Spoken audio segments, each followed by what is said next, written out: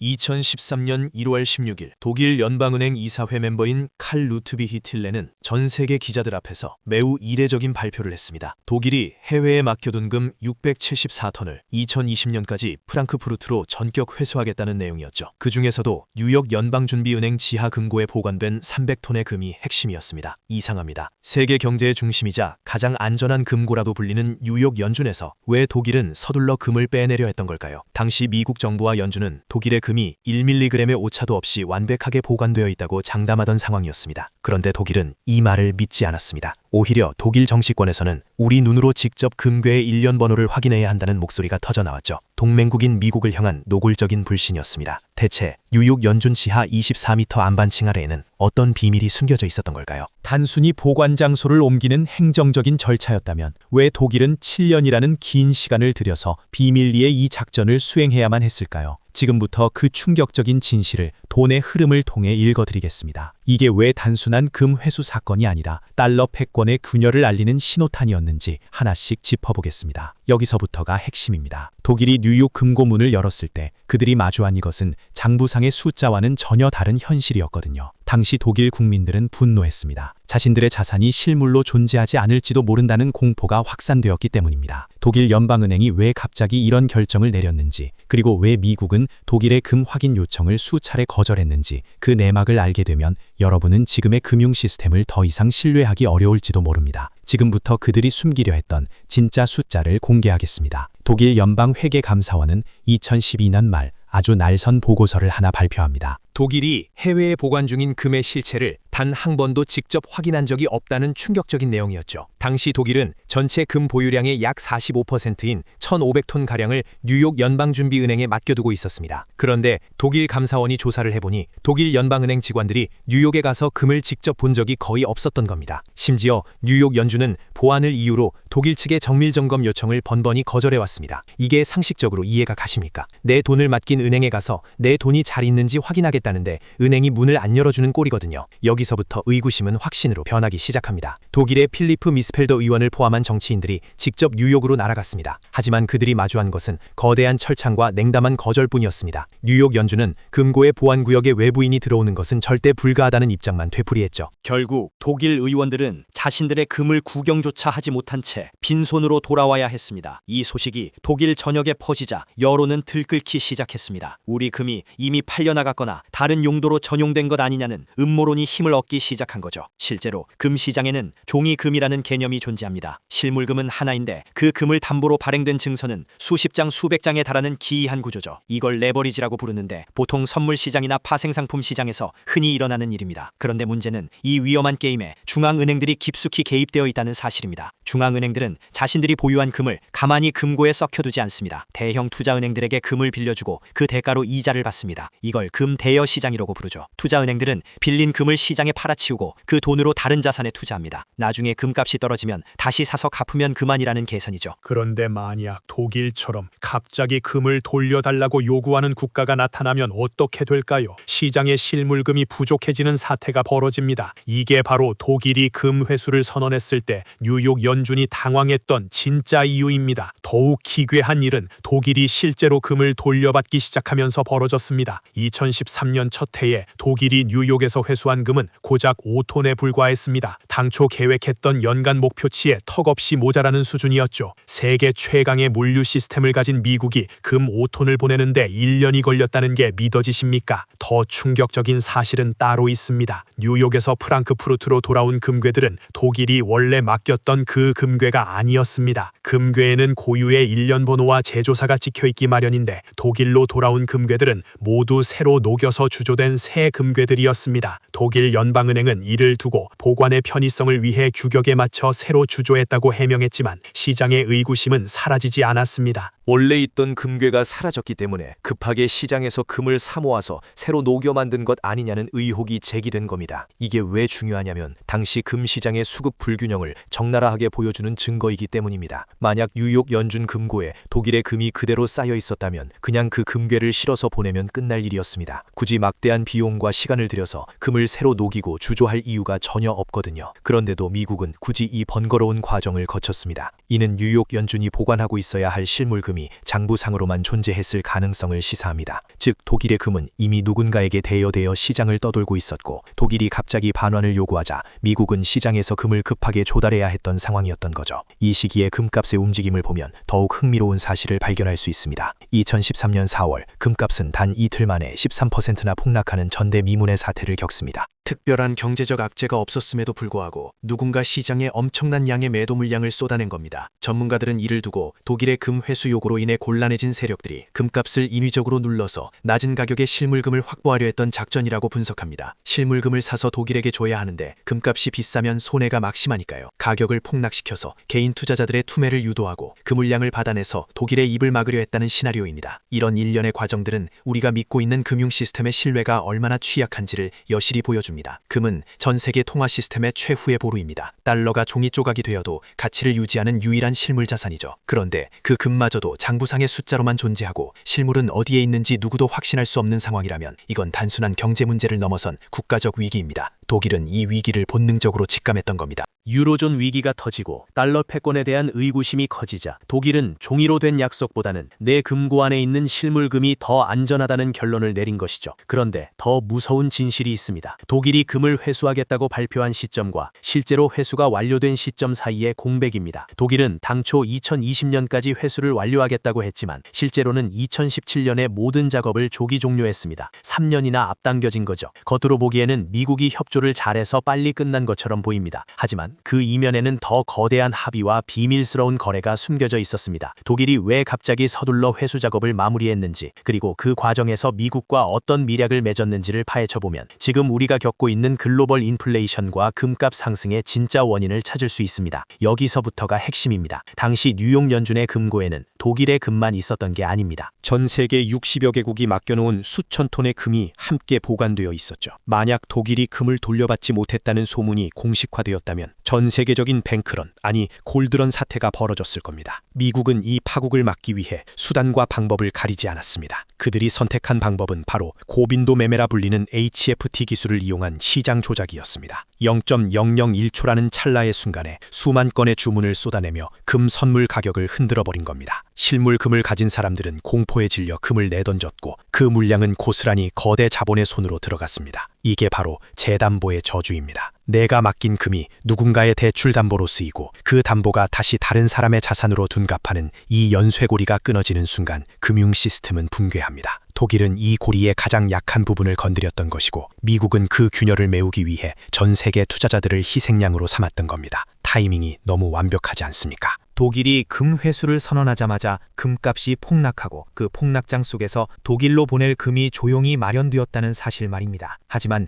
진짜 위기는 이제부터 시작입니다. 독일이 금을 모두 회수한 2017년 이후 전 세계 중앙은행들의 행보가 완전히 달라졌거든요. 이전까지는 금을 팔아치우던 중앙은행들이 갑자기 금을 미친 듯이 사모으기 시작한 겁니다. 특히 중국과 러시아 그리고 인도가 이 대열의 선두에 섰습니다. 그들은 독일의 사례를 보며 한 가지 확실한 교훈을 얻었습니다. 미국이 관리하는 장부상의 숫자는 언제든 휴지 조각이 될 수 있다는 사실을 말이죠. 이제 전 세계는 실물 자산을 확보하기 위한 소리 없는 전쟁터가 되었습니다. 이 전쟁의 서막을 알린 것이 바로 독일의 금 회수 사건이었습니다. 단순히 보관 장소를 옮긴 것이 아니라 달러라는 종이 화폐의 시대가 저물고 다시 실물금의 시대가 오고 있음을 알리는 신호탄이었던 셈이죠. 그렇다면 왜 미국은 그토록 필사적으로 독일의 금 확인을 막으려 했을까요? 그리고 독일은 왜 굳이 그 위험한 시기에 금을 돌려받겠다고 고집을 피웠던 걸까요? 이 질문에 대한 답을 찾으려면 우리는 1971년 닉슨 쇼크까지 거슬러 올라가야 합니다. 금과 달러의 연결고리가 끊어졌던 그날의 사건이 40년이 지난 지금 독일의 금 회수라는 부메랑이 돼야 돌아온 것이니까요. 역사는 반복됩니다. 그리고 그 반복되는 역사 속에서 돈의 흐름을 읽는 자만이 살아남을 수 있습니다. 이제 우리는 더 깊은 내막을 들여다봐야 합니다. 독일이 금을 회수하는 과정에서 발견한 또 다른 충격적인 사실이 있거든요. 뉴욕 연준 금고에 보관되어 있던 금괴들 중 일부가 순금이 아니라 텅스텐에 금칠을 한 가짜 금괴였다는 의혹입니다. 이 의혹이 단순한 음모론이 아닌 이유를 뒷받침하는 구체적인 데이터와 증언들이 속속들이 드러나고 있습니다. 만약 이게 사실이라면 우리가 믿고 있는 전 세계 금융자산의 가치는 근본부터 흔들리게 됩니다. 지금부터 그 가짜 금괴의 실체와 그 뒤에 숨겨진 거대 자본의 설계도를 하나씩 파헤쳐 보겠습니다. 여기서부터가 진짜 소름 돋는 지점입니다. 2009년 홍콩에서 발생한 가짜 금괴 사건을 기억하십니까? 당시 홍콩 정부는 입고된 금괴 6,000개를 검수하던 중 믿기 힘든 사실을 발견했습니다. 겉은 분명히 순금으로 도금되어 있었지만 그 속은 금과 밀도가 거의 동일한 텅스텐으로 가득 차 있었던 겁니다. 텅스텐의 밀도는 세제곱센티미터당 19.25g이고 금은 19.3g입니다. 정밀한 저울로도 그 차이를 잡아내기가 거의 불가능하죠. 그런데 이 가짜 금괴들이 어디서 흘러나왔는지를 추적해보니 놀랍게도 미국에서 제조된 것으로 밝혀졌습니다. 당시 클린턴 행정부 시절 약 130만 개의 텅스텐 바가 제조되었고 그중 수십만 개가 금으로 도금되어 포트녹스와 뉴욕 연준 금고로 들어갔다는 구체적인 증언이 터져나왔습니다. 독일이 뉴욕 금고의 문을 열어달라고 그토록 애원했을 때 미국이 끝까지 거부했던 진짜 이유가 바로 이것 아니었을까요? 만약 독일이 무작위로 금괴 하나를 골라 구멍을 뚫어 확인했다면 전 세계 금융 시스템은 그날로 멈춰섰을 겁니다. 이게 왜 단순한 음모론이 아닌지 더 구체적인 근거를 대보겠습니다. 런던 귀금속 시장 협회인 LBMA는 전 세계 금거래의 표준을 정하는 곳입니다. 이곳에서 인정하는 굿 딜리버리 바는 엄격한 품질 관리를 거칩니다. 그런데 독일이 돌려받은 금괴들은 이 표준을 지키지 않은 채 급하게 다시 주조된 흔적들이 역력했습니다. 왜 굳이 멀쩡한 금괴를 녹여서 새로 만들었을까요? 금괴의 일련 번호를 대조하면 그 금괴가 원래 어디에 있었고 누구에게 대여되었는지가 전부 드러나기 때문입니다. 즉,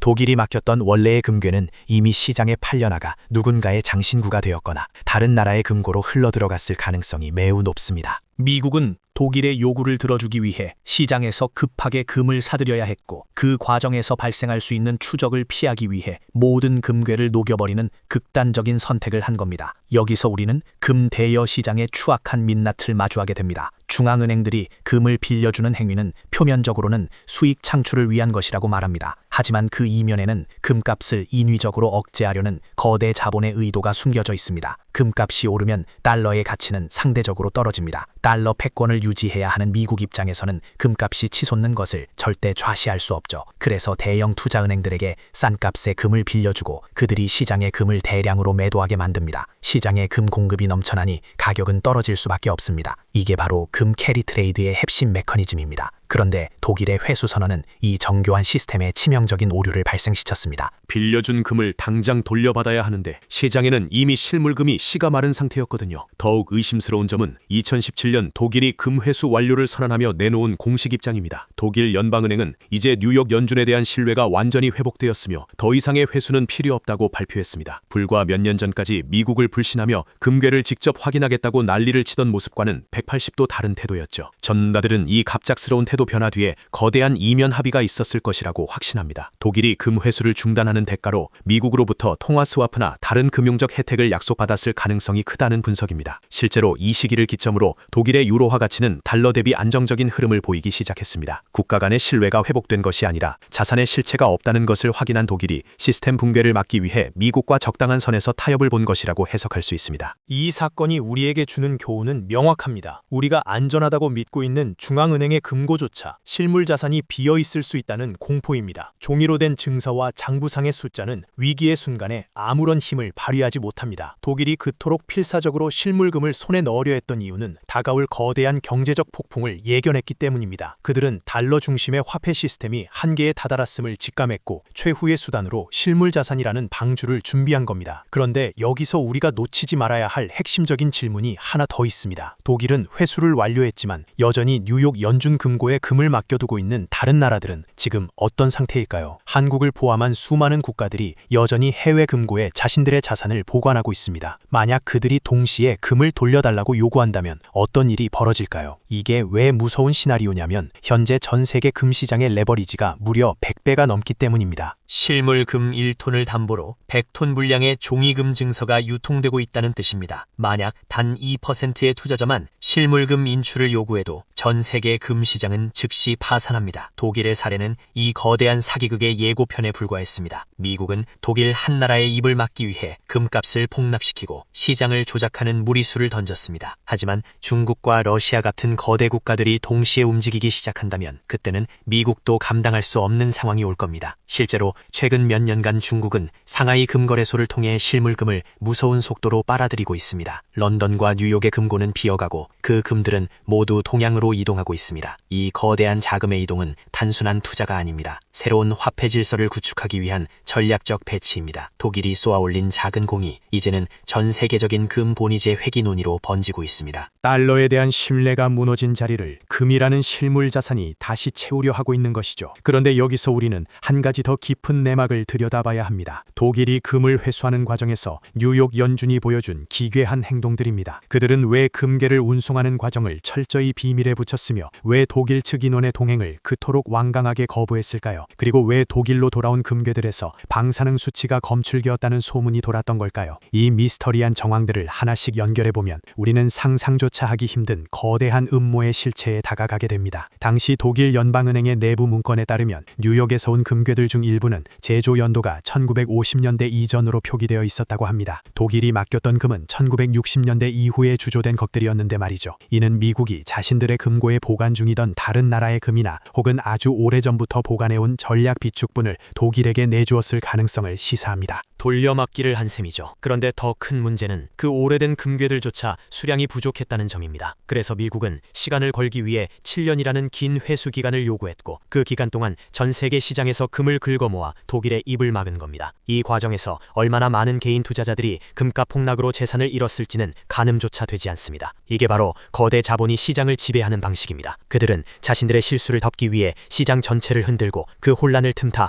자신들의 배를 채웁니다. 독일의 금 회수 사건은 그들이 벌인 수많은 작전 중 하나일 뿐입니다. 하지만 이 사건은 우리에게 아주 중요한 단서를 남겼습니다. 그들이 무엇을 두려워하는지, 그리고 그들이 숨기려 하는 진실이 무엇인지를 말이죠. 그들은 실물 자산의 힘을 누구보다 잘 알고 있습니다. 그래서 대중들에게는 금은 쓸모없는 돌덩이라고 선전하면서 자신들은 뒤에서 조용히 금을 사모으고 있었던 겁니다. 이제 이 연극의 막바지가 다가오고 있습니다. 독일이 금을 회수한 진짜 이유를 파헤치다 보면 우리는 결국 하나의 결론에 도달하게 됩니다. 그것은 바로 우리가 알고 있는 돈의 가치가 곧 신기루처럼 사라질 수도 있다는 경고입니다. 여기서부터가 정말 중요합니다. 독일의 금 회수 작전이 끝난 직후 전 세계 금융시장에서는 기이한 현상들이 연쇄적으로 발생하기 시작했습니다. 특히 금 선물 시장에서의 미결제 약정이 급증하고 실물금의 프리미엄이 치솟는 등 이전과는 전혀 다른 양상이 나타났거든요. 이는 시장의 큰손들이 더 이상 종이금을 믿지 않는다는 강력한 신호였습니다. 그들은 이미 알고 있었던 겁니다. 뉴욕 연준의 금고가 비어있다는 사실이 공론화되는 순간 달러 패권은 종말을 고할 것이라는 점을 말이죠. 그래서 그들은 조용히 그리고 아주 빠르게 실물 자산으로의 대피를 시작했습니다. 이 대피 행렬의 끝에는 무엇이 기다리고 있을까요? 그리고 우리 같은 개인 투자자들은 이 거대한 흐름 속에서 어떻게 자산을 지켜내야 할까요? 이제 그 충격적인 클라이맥스로 들어가 보겠습니다. 2019년 4월 1일 국제결제은행은 전 세계 금융 시스템의 판도를 완전히 뒤바꿀 결정적인 조치를 단행했습니다. 바로 바젤3 협약을 통해 금의 자산 등급을 3등급에서 1등급으로 전격 혁상시킨 겁니다. 이게 왜 중요하냐면 이제 금은 현금이나 국채와 똑같은 가치를 지닌 우위험 자산으로 공식 인정받게 되었거든요. 지난 50년 동안 달러 패권을 유지하기 위해 금을 단순한 원자재 취급하며 억눌러왔던 미국 중심의 질서가 뿌리째 흔들리기 시작한 사건입니다. 독일이 왜 2017년에 그토록 서둘러 금 회수 작업을 조기 종료했는지 이제야 그 거대한 퍼즐의 마지막 조각이 맞춰집니다. 독일은 이미 알고 있었던 겁니다. 화폐 시스템에 대전환이 오고 있으며 그 혼란 속에서 자신들을 지켜줄 유일한 방패는 뉴욕의 장부상 숫자가 아니라 프랑크푸르트 금고에 실제하는 금괴뿐이라는 사실을 말이죠. 여기서 우리는 JP모건이라는 거대 투자은행의 행보에 주목해야 합니다. 2020년 미국 법무부는 JP모건에 무려 9억 2천만 달러라는 사상 최대 규모의 벌금을 부과했습니다. 8년이라는 긴 시간 동안 금과 은 선물 시장에서 가격을 인위적으로 조작했다는 혐의였죠. 그들은 0.001초라는 찰나의 순간에 허위 주문을 쏟아냈다가 취소하는 스푸핑 수법을 동원해 금값을 철저히 억눌렀습니다. 그들이 왜 이런 위험한 범죄를 저질렀을까요? 답은 명확합니다. 실물 금의 가치를 인위적으로 낮게 유지하면서 자신들은 뒤에서 엄청난 엄청난 양의 실물금을 싼 값에 매집하기 위해서였습니다. 독일이 뉴욕에서 돌려받은 금괴가 왜 원래의 것이 아니었는지에 대한 해답도 여기에 있습니다. 이미 뉴욕 연준의 금고는 텅 비어 있었거나 혹은 수많은 채권자가 얽혀있는 복잡한 재담보물로 전락해 있었던 겁니다. 독일은 이 거대한 사기극의 희생양이 되지 않기 위해 가장 먼저 탈출 버튼을 누른 셈입니다. 더 충격적인 사실은 독일뿐만 아니라 네덜란드와 오스트리아 그리고 헝가리까지 줄지어 금 회수에 동참했다는 점입니다. 유럽의 핵심 국가들이 약속이라도 한 듯 미국을 등지고 실물 자산을 챙기기 시작한 거죠. 이건 동맹국 간의 신뢰가 완전히 붕괴되었음을 의미합니다. 겉으로는 웃으며 악수하지만 속으로는 서로의 주머니를 의심하는 냉혹한 국제금융의 현실입니다. 만약 지금 이 순간 전 세계 중앙은행들이 뉴욕 연준에 보관된 금을 동시에 인출하겠다고 선언하면 어떤 일이 벌어질까요? 그날로 달러는 가치를 잃고 전 세계 경제는 대공황보다 더 처참한 붕괴를 맞이하게 될 겁니다. 미국은 이 파국을 늦추기 위해 끊임없이 종이금을 찍어내며 시장을 교란하고 있습니다. 하지만 실물은 거짓말을 하지 않습니다. 독일이 프랑크푸르트 지하금고에 차곡차곡 쌓아둔 그 300톤의 금은 다가올 새로운 화폐 질서에서 독일의 생존권을 보장하는 유일한 티켓이 될 겁니다. 이제 우리는 질문을 던져야 합니다. 왜 우리에게는 이런 진실이 제대로 알려지지 않았을까요? 그리고 왜 여전히 많은 전문가들은 금 투자가 구시대적이라고 비웃고 있는 걸까요? 그 비웃음 뒤에 숨겨진 거대 자본의 의도를 파악하는 순간